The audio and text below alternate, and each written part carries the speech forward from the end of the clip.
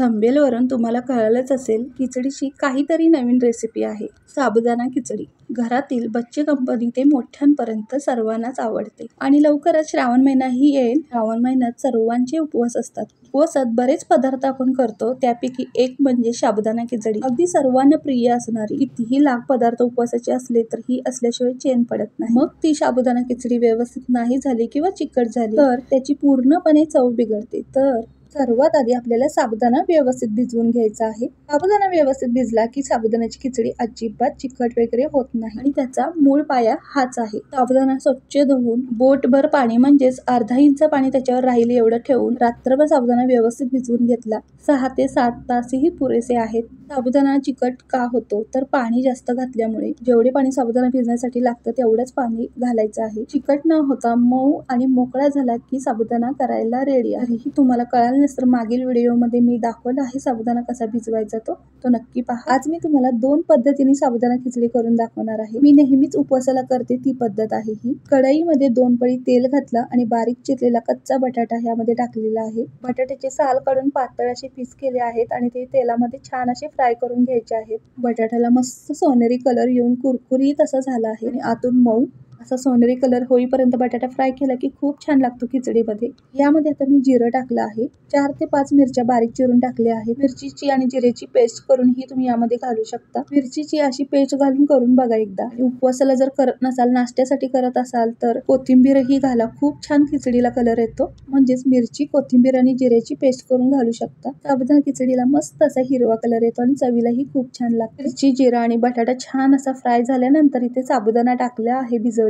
काही जण काय करतात, तेलामध्ये शेंगदाण्याचा कूट टाकून फ्राय झाल्यानंतर मग साबुदाणा टाकतात. तर काही जण साबुदाण्यामध्ये शेंगदाणा मिक्स करून त्यामध्ये टाकतात. मागील एका रेसिपीला मला कमेंट आली होती अशी की तुम्ही असं मिक्स करून का नाही टाकत. असं नाही केलं तर साबुदाणा पूर्णपणे चिकट होईल. असं काही नाही, मी दाखवलं आहे तुम्हाला. साबुदाणा मऊ आणि मोकळा भिजवून घेतलात आणि त्यात पाण्याचा एकही अंश राहिला नसेल तर खिचडी अजिबात चिकट होत नाही. साबुदाण्याला जेवढं पाणी पाहिजे असतं तेवढं ते शोषून घेतलेलं असतं, त्यामुळे पाण्याचा काहीच अंश राहत नाही. त्यामध्ये छान टम्म फुगतो साबुदाणा आणि छान भिजतो. त्यामुळे शेंगदाणे तुम्हाला आवडेल त्याप्रमाणे कधीही घालू शकता. म्हणून मी काय करते, साबुदाणा आधी टाकते, छान असा परतून घेतल्यानंतर मग वरून शेंगदाणे टाकते. या पद्धतीने तुम्ही करून बघा. आता तुमच्या समोरच मी साबुदाणे घातले आणि त्याच्यावर मी शेंगदाणे घातले आहेत. बघू शकता तुम्हाला जरा सुद्धा चिकट खिचडी दिसते का?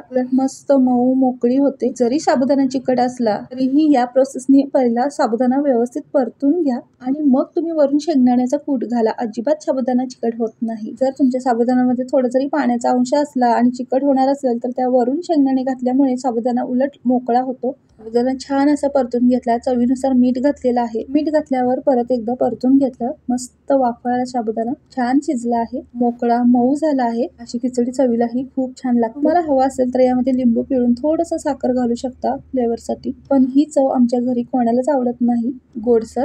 आमच्या घरी झणझणीतच असा साबुदाणा आवडतो, त्यामुळे मी नाही घालत. आणि एक गोष्ट म्हणजे कोथिंबीर आमच्याकडे उपवासाला चालत नाही. तुमच्याकडे चालत असेल तर घाला, नाही घातलं तर काहीच हरकत नाही. हे सांगण्याचं कारण, मागे एकदा अशी कमेंट होती की यामध्ये बारीक चिरलेली कोथिंबीर घाला, पण खरं सांगते उपवासाला कोथिंबीर अजिबात चालत नाही. तुमच्याकडे चालत असेल तर नक्की घाला. मी जेव्हा नाश्त्यासाठी खिचडी बनवेन तेव्हा नक्कीच घालेन. बघा कसा मस्त साबुदाणा फुलला आहे. मोकळी मऊ लुसलुशीत आणि चविष्ट खिचडी झाली आहे आपली. तर ही सकाळी मी एकादशी निमित्त खिचडी केली होती आणि संध्याकाळी मी रताळ्याचे काप, रताळ्याचे किस आणि अशी रताळ्याची खिचडी केली होती आणि त्याचाही व्हिडिओ मी शेअर केला आहे तुमच्यासाठी, नक्की पहा. आता एक तुम्हाला नवीन पद्धत, आणि तुमच्यासाठी नवीन असली तर माझ्यासाठी ती जुनीच आहे, मी नेहमीच करते. तर आपल्याला रताळ्याची खिचडी करायची आहे. ती कशी करायची मी तुम्हाला दाखवणार आहे. तर इथं पॅनमध्ये मी तूप टाकलेलं आहे. तुपाऐवजी तुम्ही तेलामध्येही करू शकता. आपली नेहमीची खिचडी असते त्यामध्ये आपण बटाटा टाकतो, तर या जागी आपल्याला रताळा टाकायचा आहे. रताळाही स्वच्छ धुवून वरचं साल काढून असे पीस करून घेतले आहेत पातळ.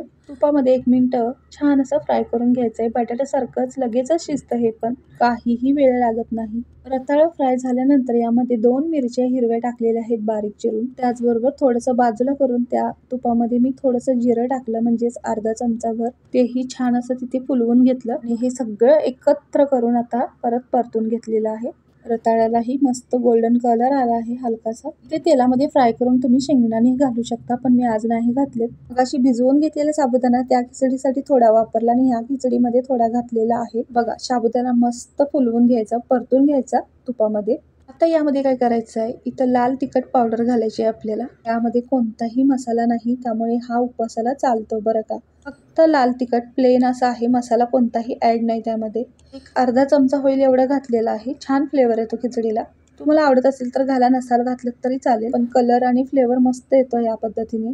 भाजलेला शेंगदाण्याचा कूट घातलेला आहे, 2 चमचा होईल एवढा घातला. मला आवडेल त्या पद्धतीने शेंगदाण्याचा कूटही कमी जास्त करू शकता. परतून घेतलं छान असं आणि थोडासा लिंबू इथे पिळून घेतलेला आहे. एकदम भारी लागते बरं का अशी खिचडी. एकदा करूनच बघा तुम्ही. अजून YouTubeवर कोणीही अशी खिचडी तुम्हाला दाखवली नसेल तर ही पद्धत माझी दाखवली आहे. ती कशी झाली ती नक्की कमेंट करून सांगा. मस्त साबुदाणाही फुलला आहे, बघू शकता तुम्ही. मस्त टम्म फुगला आहे. तुम्हाला पाहिजे असेल तर फ्लेवरसाठी मी मगाशी सांगितलं त्याप्रमाणे चिमूटभर साखर टाकू शकता. मस्त अशी चरचरीत वाफाळलेली साबुदाणा खिचडी आपली तयार आहे. तीही पौष्टिक आणि रताळ्याची. रताळं शरीरासाठी आरोग्यदायी आहे. असं काहीतरी करून मुलांना तुम्ही नाश्त्यालाही देऊ शकता. मुलांना काय, सगळ्यांना साबुदाणा खिचडी खूप आवडते. थोडंफार चेंज करून त्यांना नाश्त्यासाठी करून दिलात तर ते आवडीने खातात. त्यासाठी उपवास असायलाच हवा असं काहीही नाही. तुमच्या घरी तरी साबुदाणा खिचडी खूप आवडते आणि ही अशा पद्धतीने खिचडी केलेली माझ्या मुलीला खूप आवडते. तर मंडळी, ही रेसिपी तुम्हाला आवडली असेल तर एक लाईक करा.